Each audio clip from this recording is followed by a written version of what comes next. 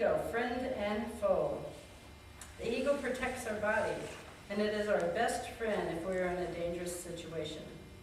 It is a necessary component for us in a physical body. The ego is our bodyguard.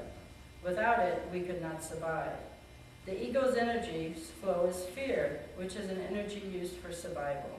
This enables us to keep our body alive in the illusion. Many of us like to use our ego as our excuse for reacting to life instead of being in the moment and responding. The ego reacts quickly and draws conclusions instantly. When we judge other people, we are using our ego. This is very interesting to think about because when we use the ego in our judgment of other people, it is actually our ego judging their ego. So a thing about ego is that that's who we are, actually, out in this illusion. It's our face, it's our mask, it has taken control over presenting who we are in the world. Because somewhere along humanity's evolution, we've moved into really deep fear. And that fear gave the ego all the control over our judgments and our thinking and how we react in the world.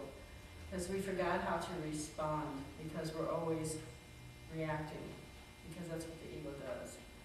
So, if there's one thing we could learn is to stop in the moment and to respond instead of just react on the ego's whim. And one thing I've taught a lot of my students is to give the ego a name.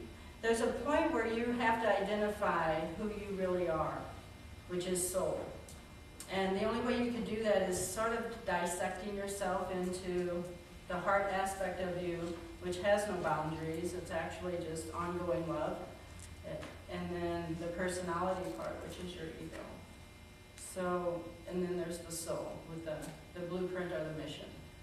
So if you name the ego, it sort of gives you a handle on when you start responding or reacting, like from the ego aspect, then you can say, oh, that's my ego. And I named mine Jack.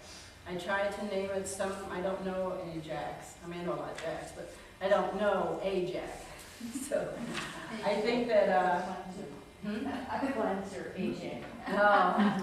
But name it something that doesn't bring up a picture of somebody, because then you're still not owning it, because it looks like somebody else and you're still blaming somebody else. So finding a name that doesn't resonate with any memories or anybody that you personally know really helps. So as you're going through your daily life and the ego rears up and starts telling you to, I hate when she does that, or I don't know why she talks to me like that, or, whatever it decides to do in your everyday life, you can say, oh, it's just the ego. Oh, okay, I understand where that statement came from. And then you don't beat yourself up for it. It's not like, well, I shouldn't have said that. Oh, only a terrible person would say something like that. It's like, well, I really didn't say that. It came from the ego, and it's reacting to a situation, and that's what the ego does. And you just say, oh, okay. And then you don't have to own it, and then you don't have to be mad at yourself for it, because it really wasn't you. It was your programmed ego. And once you really start dissecting where your thoughts are coming from, if it's coming from a heartfelt place, or is it coming from the ego, then it's easier to start learning how to respond to situations. Because then you'll stop in a moment, you'll go, okay, do I want to react to this situation, or do I want to respond? And respond means stopping and being responsible for your action in that moment. Instead of just reacting to the situation. So give your ego a name, so you can blame them for everything, until you can start owning that 99% of your thoughts are from the ego. Until you start deciding that that's not where you want to live. You don't want the ego to be who you are. And the ego, the one thing I teach is the ego is very, very manipulative and extremely sneaky, because remember, the ego knows absolutely everything about you. It knows everything. You can't hide from it, and it will use everything it can to maintain control. It just will, because the one thing you have to understand about the ego is that it knows nothing other than itself. The ego doesn't know there's a body, it doesn't know that there's a soul, it doesn't know that there's a heart involved, it only knows of its own existence, and the ego was created in the illusion. So it doesn't know it really has help. I mean, if it would connect to the soul and connect to the heart, we'd be balanced human beings. And then the ego would be a game player. But it's not. It just isn't at this time. It's not a team player. So it wants to control, and it's all fear, and it runs on fear.